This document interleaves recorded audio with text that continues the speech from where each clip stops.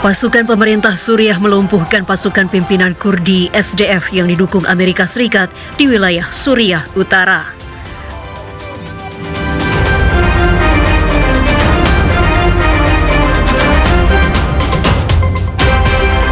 Senegal menjuarai Piala Afrika usai menundukkan tuan rumah.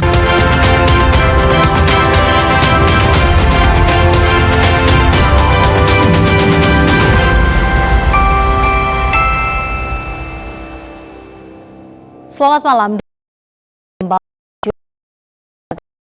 Sebagai penjuru dunia malam ini bersama saya Happy Guritman. Selain dua informasi utama tadi, tim redaksi kami juga telah menyiapkan serangkaian informasi penting lainnya yang telah kami rangkum dalam menit utama. Menit utama dunia dalam berita kami awali dengan informasi pasukan pemerintah Suriah mengalahkan pasukan Kurdi, tabrakan kereta api di Spanyol dan penyelamatan imigran di perairan Mediterania.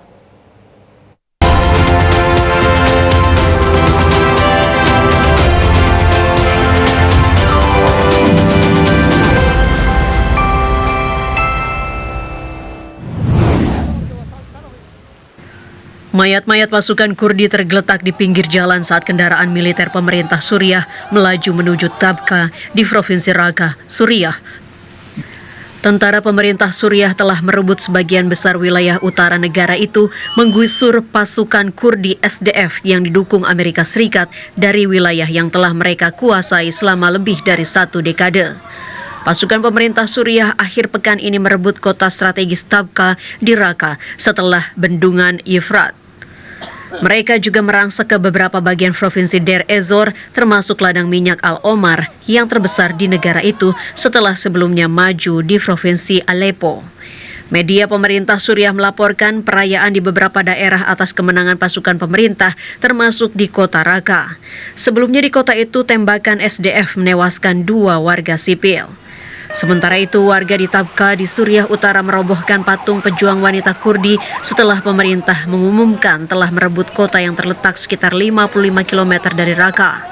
Patung itu didirikan beberapa tahun lalu setelah ia tewas dalam pertempuran untuk mengusir milisi ISIS dari kota Raqqa, benteng paling penting kelompok tersebut pada puncak kekuasaannya antara tahun 2014 hingga 2019.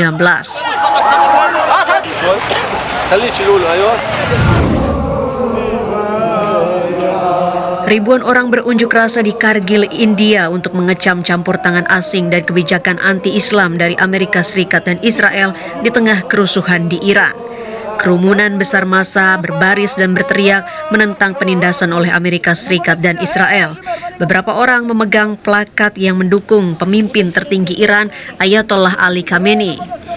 Para demonstran juga menginjak spanduk bergambar Presiden Amerika Serikat Donald Trump dan Perdana Menteri Israel Benjamin Netanyahu. Pengunjuk rasa mengkritik pengaruh Washington yang semakin besar terhadap urusan internal Teheran dan menuduh pemerintahan Trump mengganggu perdamaian dan stabilitas Iran.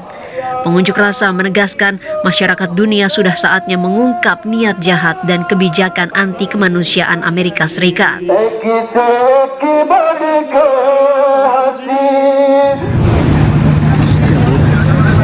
Sedikitnya 39 orang tewas dan 122 lainnya luka-luka akibat tabrakan kereta api di Adamus, wilayah Spanyol Selatan.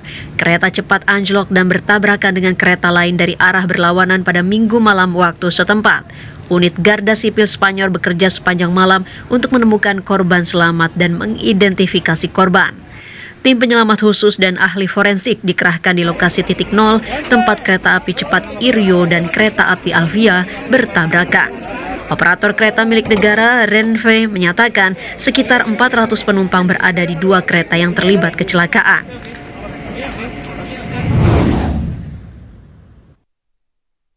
Pemerintah Chili memberlakukan jam malam di wilayah Ñuble dan Biobío yang terdampak parah kebakaran hutan yang telah menewaskan sedikitnya 19 orang. Di kota Concepción, rumah-rumah penduduk dan kendaraan hancur akibat kebakaran. Kobaran api juga mencapai Lerquén di Penco. Penduduk setempat mengungkapkan mereka belum pernah melihat kebakaran besar seperti ini selama beberapa dekade. Warga juga menuturkan ketika kobaran api mencapai rumah mereka, tidak ada lagi yang bisa mereka lakukan. Presiden Chili Gabriel Boric telah menyatakan keadaan bencana di wilayah Nubel dan Biobío karena kebakaran hutan terus menyebar.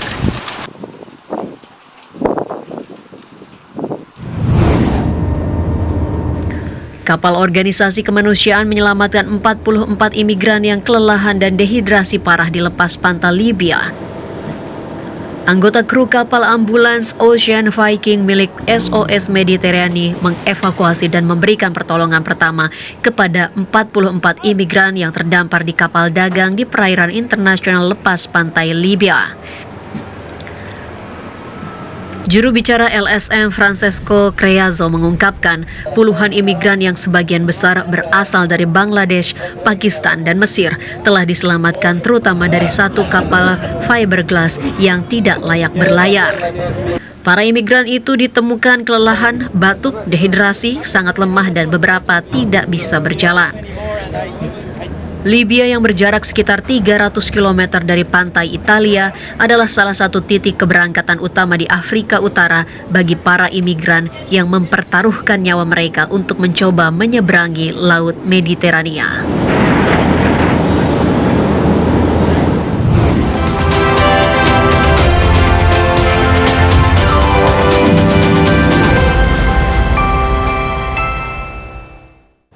Dunia dalam berita masih akan kembali dengan informasi lain, di antaranya pemerintah Suriah mengumumkan kendali penuh atas bendungan Eufrat atau bendungan Tabqa beberapa jam sebelum perjanjian gencatan senjata dengan Kurdi.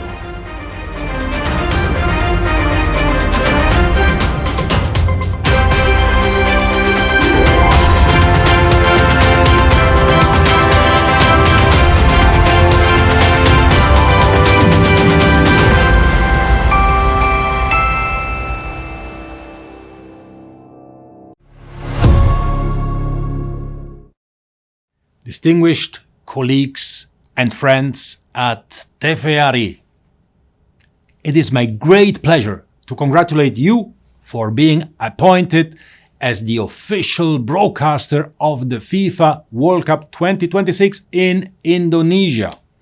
Of course, TVRI is known for their commitment in showcasing the world's most exciting sporting events to Indonesian fans. And we know you will do an excellent job in delivering the biggest show on earth, the FIFA World Cup, to audiences in your country. We look forward to our partnership with TVRI as we prepare for the biggest and most inclusive FIFA World Cup in history. Thank you.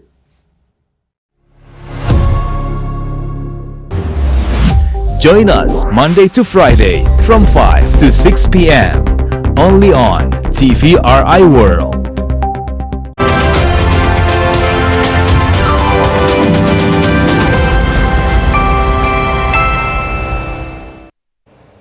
Terima kasih Anda masih bersama kami Dunia Dalam Berita. Menteri Luar Negeri Mesir bertemu dengan Kepala Komite Pemerintahan Gaza di Kairo, Mesir. Sementara itu, Prancis mengirimkan hampir 400 ton bantuan kemanusiaan ke Gaza, Palestina. Menteri Luar Negeri Mesir Badr Abdelati bertemu dengan Kepala Komite Pemerintahan Gaza Ali Saad di Kairo, Mesir. Ali Saad, warga asli Gaza dan mantan Wakil Menteri Otoritas Palestina, akan memimpin komite teknokrat baru yang akan mengelola Gaza yang hancur akibat perang. Sebelumnya, pemerintahan Presiden Amerika Serikat Donald Trump telah menghubungi berbagai tokoh di seluruh dunia untuk duduk di Dewan Perdamaian dan entitas terkait yang dimaksudkan untuk mengawasi pemerintahan dan rekonstruksi di Gaza pasca perang. Gedung Putih mengatakan akan ada Dewan Utama yang diketuai oleh Trump, satu komite teknokrat Palestina untuk mengatur wilayah Gaza, dan Dewan Eksekutif kedua yang dirancang untuk memiliki peran yang lebih bersifat penasihat. Sementara itu, Perancis mengirimkan hampir 400 ton bantuan kemanusiaan ke Gaza, Palestina. Kapal kontainer yang membawa 383 ton bantuan untuk Gaza meninggalkan pelabuhan Le Havre. Juru bicara Kementerian Eropa dan Luar Negeri Pascal Confavre menyatakan bantuan ini terdiri dari makanan untuk 42.000 anak-anak Gaza guna mencegah kekurangan gizi parah. Kapal yang mengangkut bantuan kemanusiaan tersebut diperkirakan akan mencapai Port Said, Mesir dalam waktu sekitar 10 hari. Setelah itu Program Pangan Dunia (WFP) akan mengangkut bantuan tersebut ke Gaza, Palestina. Presiden Prancis Emmanuel Macron menulis media sosial X bahwa Prancis mengerahkan semua upaya untuk mendukung rakyat Gaza. Presiden Suriah Ahmed al-Shara mengumumkan kesepakatan dengan kepala pasukan Kurdi SDF termasuk gencatan senjata. Pemerintah Suriah mengumumkan kendali penuh atas bendungan Eufrat beberapa jam sebelum perjanjian gencatan senjata. Presiden Suriah Ahmed al-Shara mengumumkan kesepakatan dengan Kepala Pasukan Demokratik Suriah pimpinan Kurdi SDF Mazloum Abdi yang mencakup gencatan senjata setelah pasukan pemerintah maju di wilayah yang dikuasai Kurdi di utara dan timur. Amerika Serikat yang selama bertahun-tahun telah mendukung pasukan Kurdi Suriah menyambut kesepakatan tersebut. Utusan Amerika Serikat Tom Barrack menyebutnya sebagai titik balik penting dan memuji upaya konstruktif kedua belah pihak. Setelah bertemu Barak di Damaskus, Presiden Shara mengatakan kepada wartawan bahwa ia merekomendasikan gencatan senjata total. Rincian kesepakatan akan diselesaikan pada Senin ini. Pemerintah Suriah mengumumkan kendali penuh atas bendungan Eufrat atau bendungan Tapko beberapa jam setelah perjanjian gencatan senjata. Pasukan pemerintah mengambil alih bendungan Eufrat pada Minggu setelah bentrokan dengan pasukan SDF. Bendungan tersebut bertahun-tahun dikuasai oleh SDF. Bendungan Eufrat merupakan infrastruktur penting untuk pasokan air dan energi Suriah. Stasiun pembangkit listrik tenaga airnya yang terletak di tepi kanan bendungan menyediakan listrik untuk sebagian besar wilayah itu. Pasukan pemerintah Suriah dilaporkan bergerak masuk dan menguasai ladang minyak Al-Omar dan Al-Jafra di Deir ez-Zor Timur yang memicu peringatan mobilisasi dari pasukan Demokratik Suriah pimpinan Kurdi SDF. Rekaman gambar menunjukkan pasukan pemerintah transisi memasuki dan bergerak di seluruh ladang minyak. Kendaraan yang membawa senapan mesin berat tiba di lokasi tersebut. Perusahaan minyak Suriah mengumumkan bahwa pasukan pemerintah mendapatkan kendali atas ladang minyak dan gas di Deir ez-Zor. Ladang Al-Omar yang terletak di sebelah timur Sungai Eufrat adalah ladang minyak terbesar di Suriah. Media memperkirakan cadangannya sekitar 760 juta barel minyak mentah. Pada tahun 2017 ketika SDF merebutnya dari ISIS, fasilitas itu memproduksi sekitar 30.000 barel per hari. Pemerintah Iran menuduh Amerika Serikat memicu kerusuhan Iran dan mengecam laporan media barat yang dianggap bohong. Sementara itu, Menteri Luar Negeri Iran menyambut baik penarikan pasukan militer Amerika Serikat dari pangkalan udara Ain al-Assad di wilayah Irak. Juru bicara Kementerian Luar Negeri Iran, Ismail Baqai, memberikan pernyataan resmi bahwa Amerika Serikat terlibat langsung dalam gelombang kerusuhan Iran. Ia menegaskan bahwa Amerika Serikat adalah sumber utama ketegangan dunia dan bukan pihak Iran.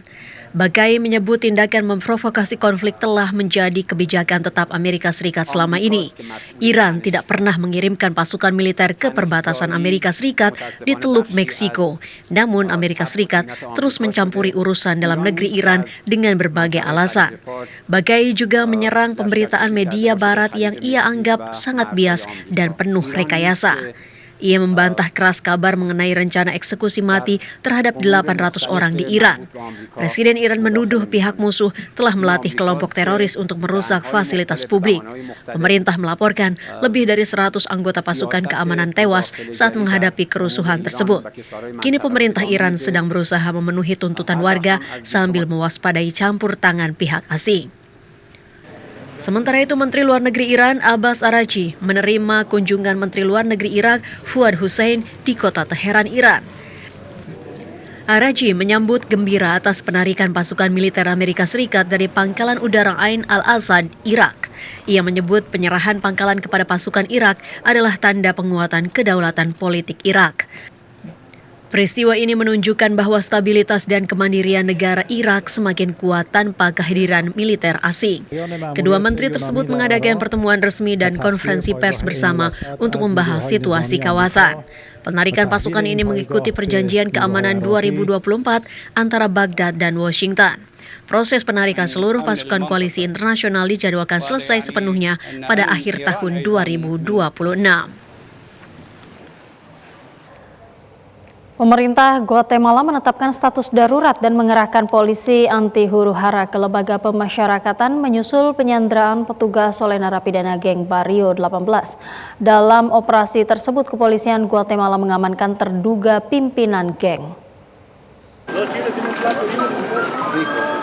Polisi anti huru-hara dikerahkan ke lembaga tahanan preventif pria di ibu kota Guatemala, kota Guatemala, setelah Presiden Guatemala menetapkan status darurat nasional. Kebijakan tersebut diambil menyusul tudingan aparat kelompok kriminal telah membunuh 8 anggota kepolisian serta menyandera petugas di 3 lembaga pemasyarakatan berbeda. Dalam operasi untuk mengambil alih kembali kendali penjara, kepolisian Guatemala mengamankan sosok yang diduga sebagai pemimpin geng Barrio 18. Otorita mengidentifikasi pria tersebut sebagai Aldo Dupie yang dikenal dengan julukan El Lobo atau Sang Serigala. Operasi berlangsung di penjara keamanan maksimum Renovación 1 di Esquinla, sekitar 75 km di selatan kota Guatemala.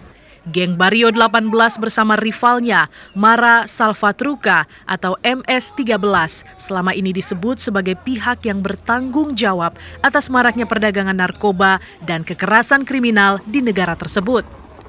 Aparat kepolisian Guatemala menjaga ketat kawasan sekitar penjara keamanan maksimum Renovación 1 di Esquinla setelah sejumlah narapidana yang berafiliasi dengan geng setempat menyandera petugas penjaga.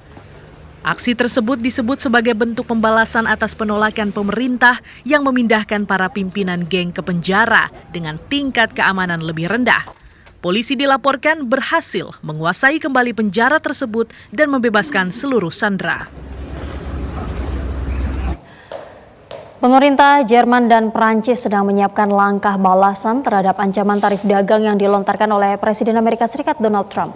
Sementara itu, ratusan aktivis menggelar aksi unjuk rasa di Davos, Swiss untuk memprotes ketimpangan ekonomi global menjelang pembukaan Forum Ekonomi Dunia.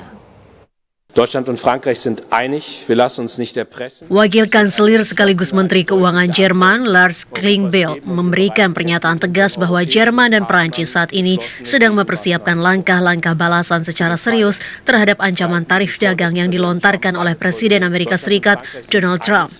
Klingbeil menyampaikan pernyataan tersebut bersama Menteri Keuangan Prancis, Roland Lescure, di Berlin, Jerman. Ia menegaskan bahwa kedua negara raksasa Eropa tersebut tidak akan tunduk pada aksi pemerasan ekonomi dan sepakat untuk menjaga kepentingan ekonomi kawasan Eropa dari tekanan luar. Jerman dan Prancis berharap Amerika Serikat membatalkan rencana tarif tersebut demi menjaga hubungan ekonomi kedua pihak. Aksi unjuk rasa besar terjadi di kota Klosters dekat lokasi Forum Ekonomi Dunia di Davos, Swiss, Minggu waktu setempat. Ratusan aktivis berkumpul untuk memprotes ketimpangan global dan angka kemiskinan yang terus meningkat. Aktivis petani asal Mali, Masakon, memberikan kritik tajam terhadap forum tersebut. Ia menyatakan bahwa kekayaan alam Afrika seperti emas dan minyak terus dijarah oleh industri asing. Namun, rakyat Afrika justru menghadapi kelaparan dan peperangan yang semakin parah setiap tahun. Ia menilai globalisasi selama ini hanya memberikan keuntungan bagi negara-negara maju saja.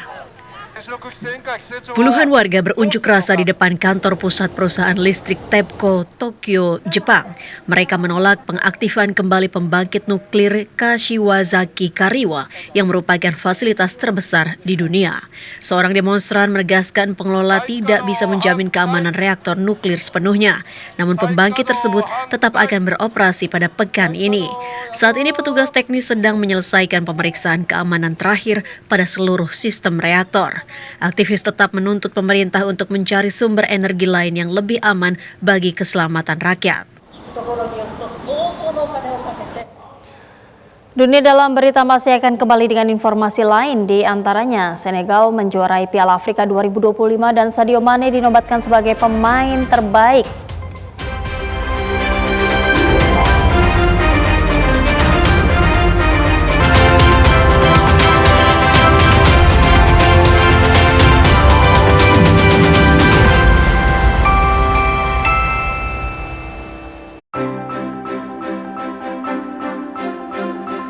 Temani hari Anda dengan beragam informasi terbaik dan peristiwa yang terjadi silih berganti.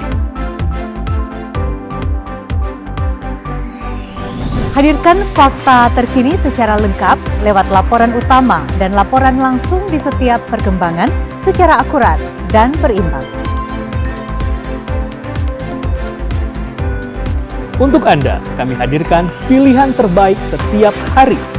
Klik Indonesia Pagi pukul 6 waktu Indonesia Barat, Klik Indonesia Siang pukul 12 waktu Indonesia Barat. Klik Indonesia Petang pukul 18 waktu Indonesia Barat dan akhiri hari Anda dengan Klik Indonesia Malam pukul 23.30 waktu Indonesia Barat. Jadikan hari Anda semakin berkualitas bersama TVRI. TVRI, media pemersatu bangsa.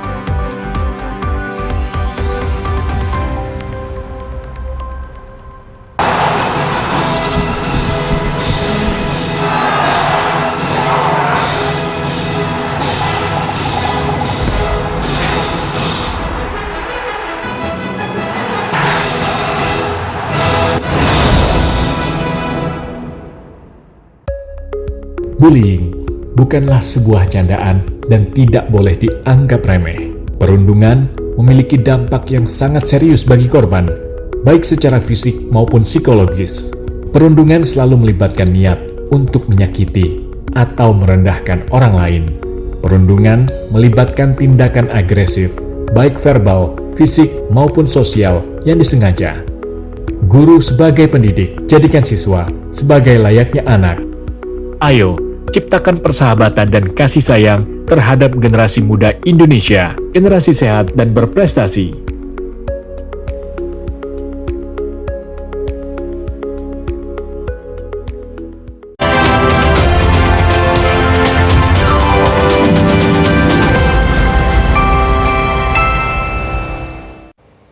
Terima kasih Anda masih bersama kami Dunia Dalam Berita.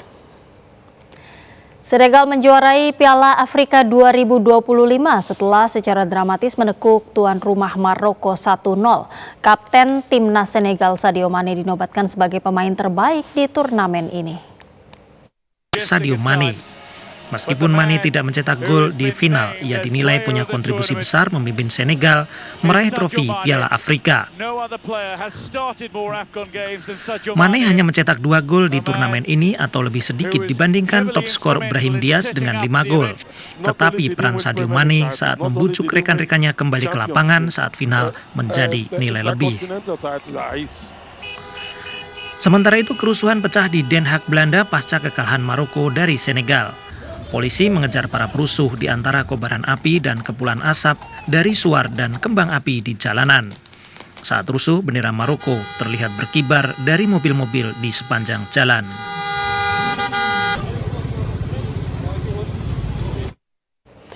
Barcelona kalah 1-2 dari 10 pemain Real Sociedad dalam lanjutan La Liga Spanyol pekan ke-20. Kekalahan ini sekaligus mengakhiri 9 kemenangan beruntun di La Liga. Pertunjukan tari singa air dan atraksi api memukau ribuan pengunjung di kota tua Taiping di kota Chongchuo, Provinsi Guangxi, Cina. Pertunjukan budaya tersebut menjadi upaya pengembangan ekonomi malam hari Cina dengan mengangkat warisan budaya tak benda. Kota tua Taiping di kota Chongchuo, Provinsi Guangxi, China, menjadi pusat pertunjukan budaya yang memukau. Pada Minggu malam, ribuan warga dan wisatawan membadati kawasan tersebut untuk menyaksikan tari singa air dan atraksi periuk api. Pertunjukan ini merupakan upaya mengintegrasikan warisan budaya tak benda China ke dalam pengembangan ekonomi malam hari, sekaligus menarik wisatawan dan mendorong sektor pariwisata budaya. Acara diawali dengan dentuman genderang yang menggema di panggung danau, pertanda dimulainya tari singa air. Para penampil dengan kostum singa bercahaya melayang di atas permukaan air dengan bantuan semburan tekanan tinggi sembari berputar dan melompat mengikuti irama musik. Mereka lalu memukulkan besi cair bersuhu lebih dari 1.600 derajat Celcius hingga memercikan bunga api ke langit malam yang menyerupai bunga bermekaran. Salah seorang pengunjung dari kota Jilin takjub oleh keterampilan yang ditunjukkan dalam atraksi periuk api. Wisatawan lain dari kota Beijing menilai lebih mengesankan dibandingkan kembang api. Kota tua Taiping yang dibangun pada era dinasti Ming kini memosisikan diri sebagai ikon ekonomi malam provinsi Guangxi. Video tari singa air dan atraksi periuk api telah ditonton lebih dari 50 juta kali di berbagai media sosial.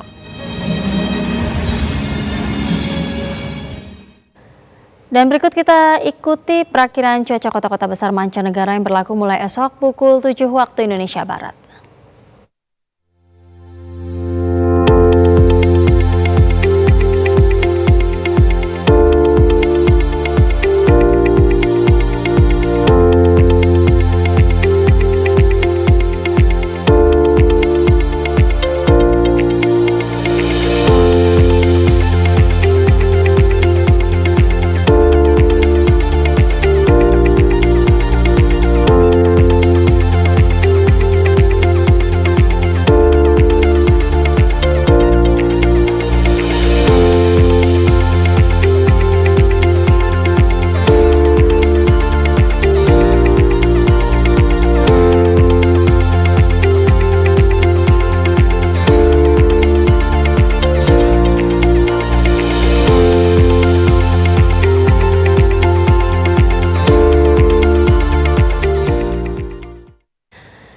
Dan informasi cuaca tadi menutup dunia dalam berita malam ini. Akhirnya saya Pigu Ritman mewakili seluruh kerabat kerja yang bertugas mengucapkan terima kasih atas perhatian Anda. Selamat malam dan sampai jumpa.